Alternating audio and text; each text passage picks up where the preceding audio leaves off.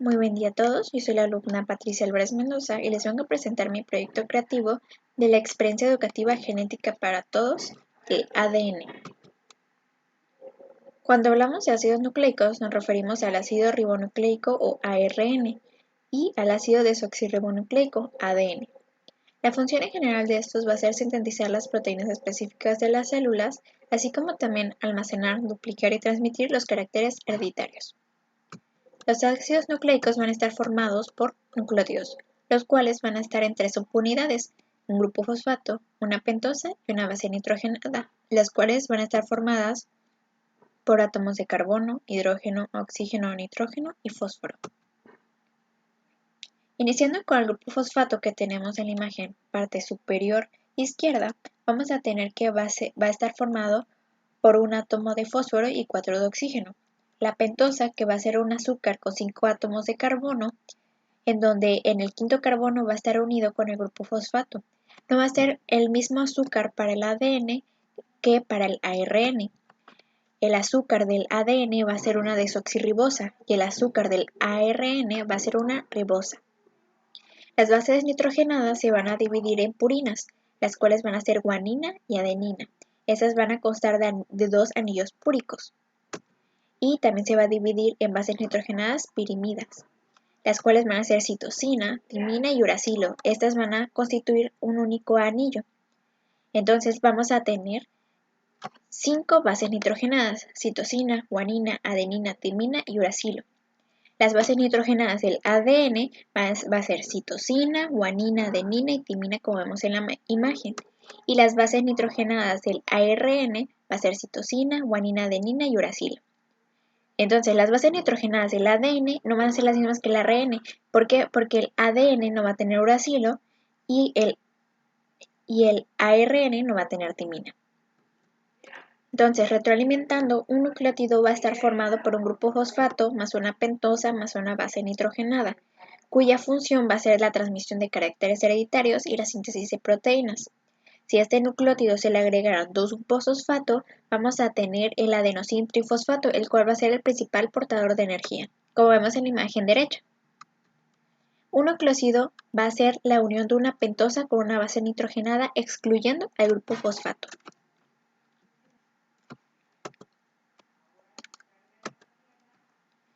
Bueno, continuando, no vamos a tener que el ADN y el ARN van a tener la misma estructura fuera de los nucleótidos. Entonces, vamos a tener que el ADN va a tener 2 hélices en' antiparalela y el ARN va a tener únicamente una sola hélice. El ADN, una de sus hélices va a ir de extremo 5' fosfato a 3' hidroxilo y la otra va a ser antiparalela, es decir, va a ir en dirección contraria. En cambio, el ARN va a ir únicamente del extremo 5' fosfato a 3' hidroxilo. ¿A qué nos referimos eso de extremo 5' a extremo 3'? Bueno, recapitulando, cuando ya vimos que acá está el grupo fosfato, aquí está la pentosa y aquí está la base nitrogenada, vamos a tener que la pentosa tenía 5 carbonos. El carbono 1, carbono 2, carbono 3, carbono 4, el carbono 5 que se une al grupo fosfato. Bueno, a esto nos referimos con extremo 5. El carbono 5 fosfato va a estar de esta dirección, aquí empieza hacia el A3', que va a ser el grupo 3' del carbono hidroxilo, que va a estar unido al grupo hidroxilo. Entonces, por eso va a ir de esta dirección. Y el lado contrario, como van a estar en manera inversa, van a ir del grupo del extremo 3', que va a ser este, hacia la 5'. De igual manera, el ARN tiene un solo sentido, por lo mismo que tiene una sola hélice y va a ir del extremo 5' fosfato al 3' hidroxilo. El ADN, al tener 2 hélices, van a ver una unión de nucleótidos, en donde las bases nitrogenadas van a tener una unión. Aquí, por ejemplo, en el ARN tenemos el grupo fosfato, a la pentosa y a la base nitrogenada, fosfato, pentosa, base nitrogenada, pero estos nucleótidos se unen mediante un enlace fosfodiéster. Y en el ADN, ya que tenemos las doble hélice, va a haber una unión de las bases nitrogenadas mediante los puentes de hidrógeno. Bueno, iniciando con el ácido desoxirribonucleico o ADN, vamos a tener que ésta se encuentra en forma compactada, en forma de cromosoma, en el núcleo de las células eucariotas. Los cromosomas van a estar divididos por genes. Los genes no van a ser más que un fragmento, aquí tenemos el ADN, bueno, los genes van a ser un fragmento de ADN que contiene información con una característica determinada o específica. Por ejemplo, este gen 1 podría determinar el color de ojo, el gen 2 podría determinar el color de cabello.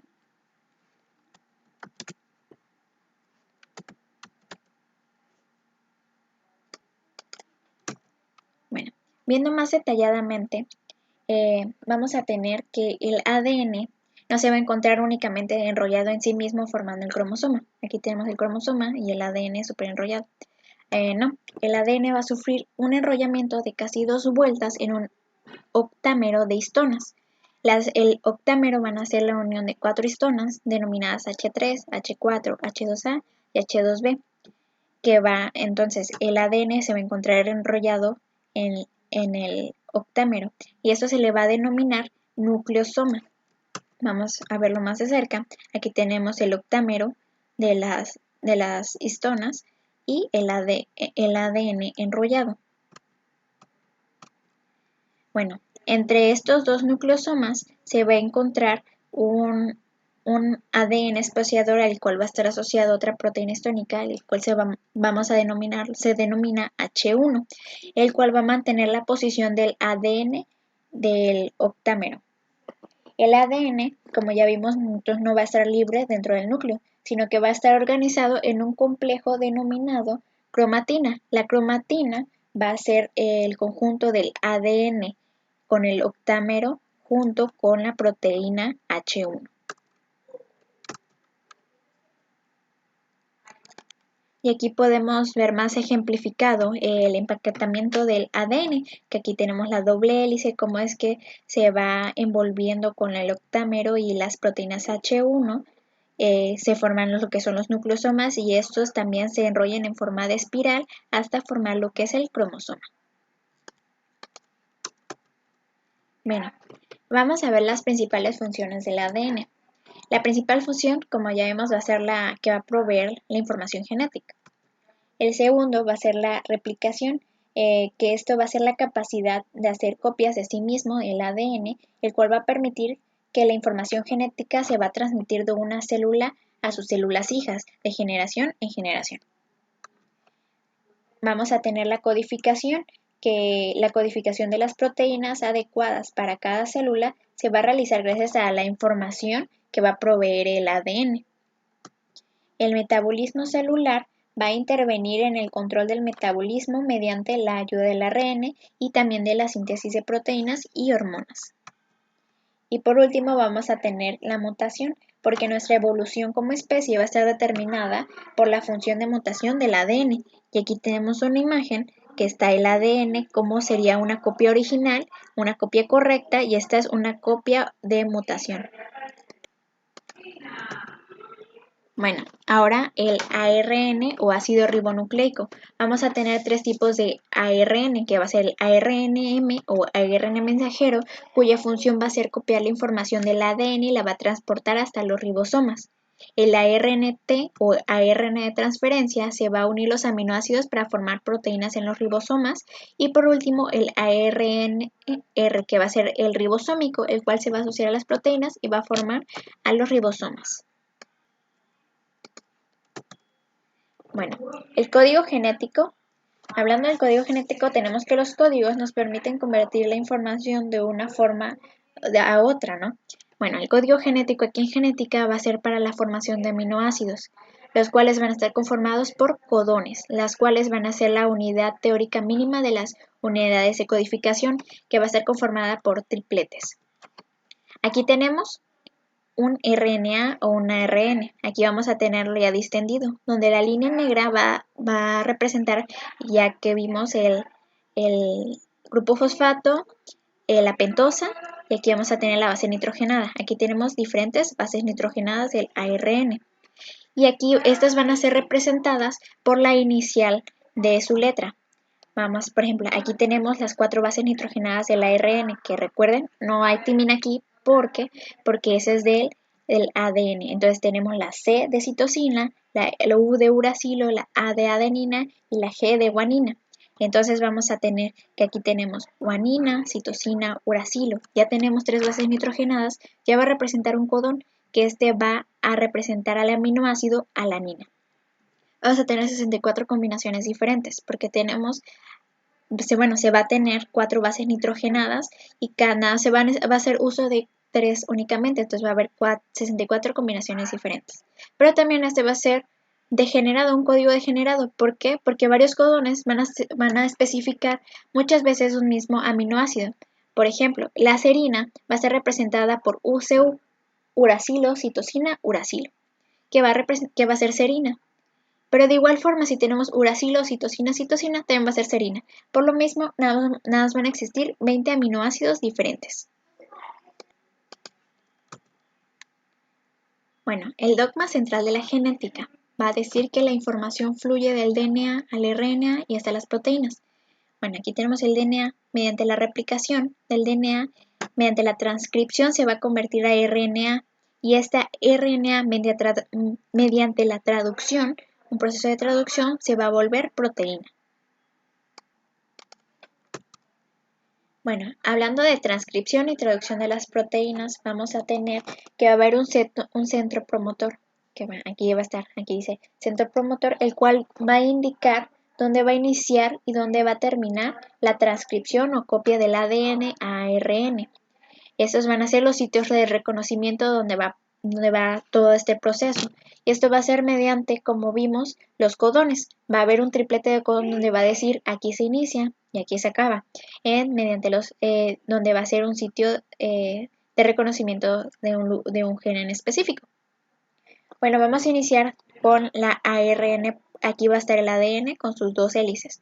Bueno, va a venir la ARN polimerasa uniéndose al centro promotor y va a formar lo que es una burbuja de transcripción, en donde con la enzima helicasa va a romper los puentes de hidrógeno, las cuales estaban unidas las bases nitrogenadas, donde va a separar las 2 hélices y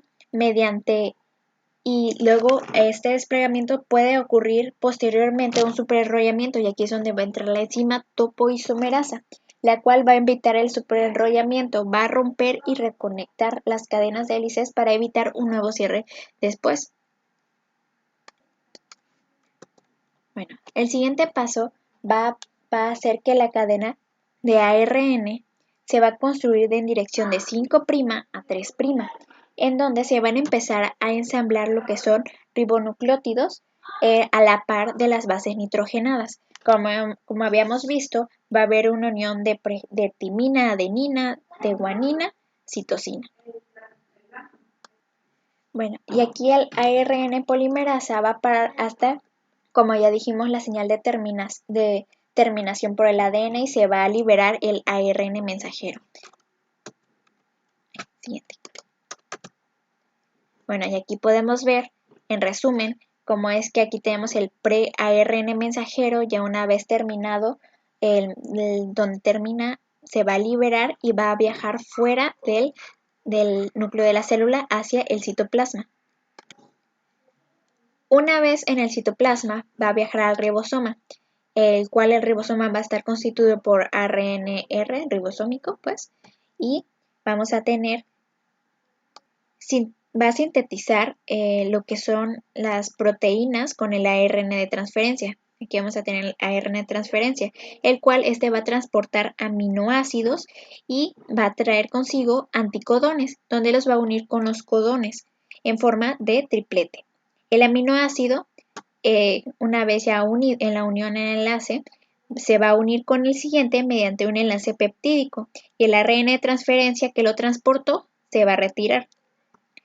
El ribosoma va a hacer un recorrido por los codones del ARN mensajero de 5' a 3', hasta que el codón termine, donde se traduce en forma de los aminoácidos, y la unión de varios aminoácidos va a formar lo que es una proteína, las cadenas de proteína, hasta que se forme la proteína completa. Bueno, ¿Por qué la importancia de las proteínas? Bien, vamos a tener 6 tipos de proteínas: las proteínas estructurales, las reguladoras, las contráctiles, las inmunológicas, las de transporte y las catalíticas, las cuales van a tener una importancia grande en todo lo que vamos a ver. Bueno, las estructurales van a formar el marco estructural de varias partes del cuerpo. Por ejemplo, tenemos como ejemplo el colágeno de los huesos y los tejidos conectivos, así como también lo que es la queratina de la piel, el pelo y las uñas.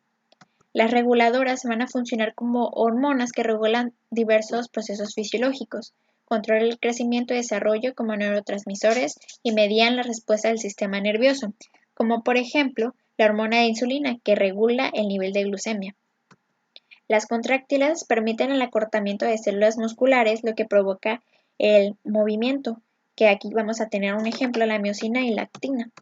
Las inmunológicas colaboran en respuestas que protegen al cuerpo contra sustancias extrañas de patógenos invasores. Aquí vamos a tener los anticuerpos y las interleucinas. De transporte, que estas van a transportar sustancias vitales por todo el cuerpo, como por ejemplo la hemoglobina, que esta va a transportar el oxígeno por todo el cuerpo y parte del dióxido de carbono. Y las catalíticas.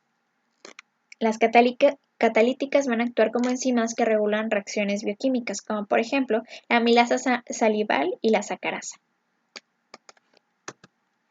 Bueno, hablando de mutaciones, muchas veces o a veces las células cometen errores al copiar su información genética, y esto es lo que va a provocar lo que son las mutaciones. Estas pueden ser irrelevantes o afectar a la formación de proteínas o expresión de genes. Vamos a tener 3 tipos de mutaciones: las mutaciones silenciosas, las cuales no van a afectar la secuencia de aminoácidos durante la traducción. Esa no va a ser irrelevante. Las mutaciones sin sentido van a dar como resultado un codón de terminación donde debería haber un aminoácido, lo que causa que la traducción termine prematuramente. Y las mutaciones de sentido erróneo, donde cambia el aminoácido que especifica un codón. Pero, ¿por qué puede suceder las mutaciones? Pues por errores de copia del ADN durante la división celular, exposición de radiaciones ionizantes, exposición a sustancias químicas denominadas mutágenos o infecciones por virus. Y bueno, un ejemplo de una mutación puede ser la anemia drepanocítica o anemia falciforme, la cual va a estar causada por una mutación en el gen encargado de la hemoglobina, el cual va a crear una hemoglobina anormal. Esto va a provocar que los glóbulos rojos se vuelvan rígidos, pegajosos y deformes en forma de hoz y pueden quedar atascadas en vasos sanguíneos pequeños, lo cual puede aminorar o bloquear el flujo sanguíneo y oxígeno de distintas partes del cuerpo. Vamos a tener que un glóbulo rojo normal va a estar redondo con forma de plato, con cierta hendidura en el centro. Y en la anemia falciforme, estas, como ya mencioné, se van a encontrar rígidos, pegajosos, deformes en forma de hoz. Aquí tenemos la diferencia: un glóbulo rojo normal, un glóbulo rojo falciforme. Bueno, una persona se va a ver afectado si tanto la madre como el padre transmiten el tipo defectuoso de gen al infante. En cambio, si solo uno de los padres transmite al niño el gen de células falciformes, este niño tendrá un rasgo genético de células falciformes, es decir, va a tener tanto glóbulos rojos normales como glóbulos rojos falciformes. Y bueno, esto será todo. Muchas gracias por su atención. Espero hayan entendido. Gracias.